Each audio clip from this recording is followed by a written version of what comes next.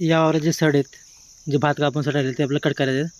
कारण की जे समोर दिसत नाही वाळवणं, ताडपत्री सरळ सपाट हातरायला आणि त्यावरती भात वाळत घालायसाठी. मग हे वावर पूर्ण आपल्याला प्लेन करायचे, ते सड आहेत ते काढून टाकायचे. त्यासाठी ही कटर मशीन आहे गवत कट करायची, त्याला आपण ते सड कट करून टाकूया.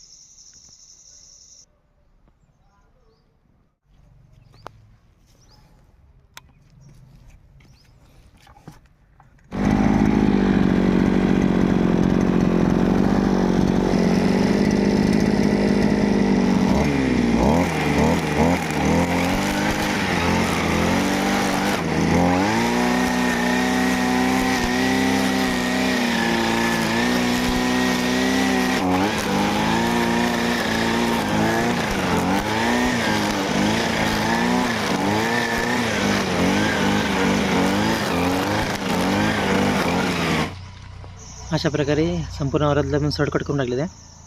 आता हे त्या पूर्ण वावर प्लेन झाले. आता इथं आपण ताडपत्री हातरू शकतो वाळवून घालायसाठी. त्याचबरोबर आपल्या घराच्या बाजूला जे गवत आहे, अशी घाण वगैरे उगवलेली असतं, असं जाळी वेळी झालेली, ही पण आपण त्या मशीनने कट करू शकतो.